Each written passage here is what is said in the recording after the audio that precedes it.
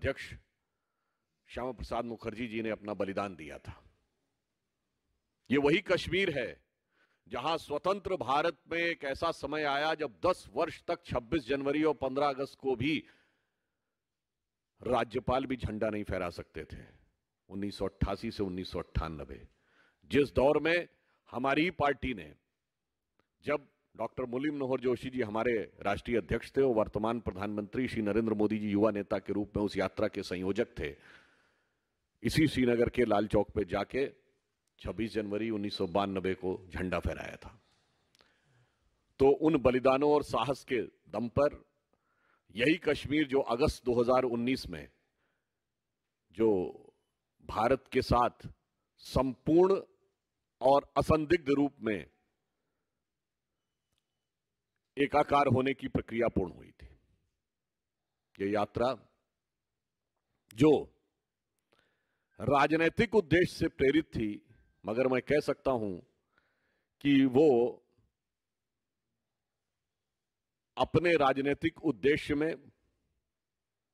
अपने राजनीतिक ध्येय में, अगर आप पूरी यात्रा का क्रम देखेंगे तो नितांत असफल दिखाई पड़ी। जिसे कह सकते हैं कि वो राजनीतिक बियाबान में से अपने को स्थापित करने की जद्दोजहद में अपनी मंजिल मकसूद से पूरी तरीके से महरूम रही। और यह यात्रा बहुत विडंबनापूर्ण भी थी। मैं उदाहरण देना चाहता हूं, इस यात्रा की शुरुआत कहां से हुई? केरल में, जहां पर इनके वो नेता जिन्होंने सड़क पे बीफ पार्टी की थी, वो इस यात्रा के पहले सहभागी बने। उसके बाद तमिलनाडु में एंटर करती है तो वो पादरी जॉर्ज पुनिया है जिसने एलानिया कहा कि वो जूते इसलिए पहनते हैं कि भारत की धरती को अपवित्र मानते हैं, और राहुल गांधी जी के साथ बातचीत में वो हिंदू देवी देवताओं पे तमाम टिप्पणियां कर रहे थे, वो उनके साथ बैठे दिखाई पड़े। उल्लेखनीय बात यह है कि जहां शुरुआत हुई थी केरल में, मैं याद दिलाना चाहता हूं, वहां वो फादर जोसेफ क्या नहीं गए जिनके हाथ काट दिए गए थे, मगर जॉर्ज पुनिया के यहां जाने का उनको तमिलनाडु में समय मिला। केरल में स्वतंत्रता संग्राम सेनानी और महात्मा गांधी के अनुयायी के.ई. मेनन और पद्मश्री से सम्मानित श्री गोपीनाथ नायर के स्मारक का अनावरण करने के लिए उन लोगों ने जाकर राहुल गांधी जी से व्यक्तिगत अनुरोध किया था, परंतु उस स्मारक का अनावरण करने का उन्हें समय नहीं मिला, जिसके लिए बाद में केरल कांग्रेस ने खेद भी व्यक्त किया। मगर तमिलनाडु में आते हैं तो ऐसे नेता के साथ इनको रहने में, जिनका नाम एसपी उदय कुमार था, जो एक समय में तमिल पृथकता का वक्तव्य तक दे चुके हैं, उसके साथ मिलने का समय मिलता है। फिर तमिलनाडु में एक अभिनेता से असफल नेता बने कमल हसन जी को वो इंटरव्यू देते हैं जिसमें वो कहते हैं कि nation with A confuse vision. वास्तविकता यह है कि दोनों ही एक कंफ्यूज नेता एक दूसरे का इंटरव्यू ले रहे थे या जो भी उत्तर दे रहे थे। ये वो व्यक्ति हैं जिनके मुंह से आजाद कश्मीर जैसा शब्द भी निकल गया था, उनको वो इंटरव्यू दे रहे थे। कर्नाटक पहुंचती है यात्रा। याद करिए, कर्नाटक के उनके कार्यकारी अध्यक्ष जो पूर्व में रहे थे, क्या बोले थे कि हिंदू शब्द बहुत गंदा है। महाराष्ट्र पहुंचती है यात्रा तो वीर सावरकर के खिलाफ नफरती बयान। गुजरात में जा नहीं पाती है। गुजरात के पास पहुंचते हैं तो गुजरात की विकास की सबसे बड़ी विरोध की प्रतीक मेधा पाटकर, जिन्होंने गांधीयंस विद गन कहा था। देखिए, कंफ्यूज नेशन इसे कहते हैं कि गांधी और गन का संबंध जिन्होंने स्थापित किया था उनके साथ थे। उसके बाद उनकी यात्रा का जो स्थायी साथी था, जैसे यात्रा में एक बारात में सहवाला चलता है ना, तो वो जो थे वो एक छात्र नेता थे जिनकी ख्याति टुकड़े टुकड़े की संज्ञा से जुड़ी हुई है, और जिन्हें इसी यात्रा के दौरान कांग्रेस पार्टी के द्वारा राहुल गांधी के बाद सबसे लोकप्रिय युवा नेता का विशेषण भी दे दिया गया। उसके बाद यह यात्रा दिल्ली पहुंचती है। अनेक विपक्षी दलों से वो आह्वान करते हैं कि भाई अब तो आ जाइए, कोई आने को तैयार नहीं होता है। उसके बाद यह यात्रा जब कश्मीर के नजदीक पहुंचती है तो फिर वो दिल की आरजू ऐसे लबों पर आती है कि वो सर्जिकल स्ट्राइक का बयान कौन बोलता है? यात्रा के संयोजक दिग्विजय सिंह जी। ये ठीक है कि फिर उनके सामने से माइक भी हटाया जाता है।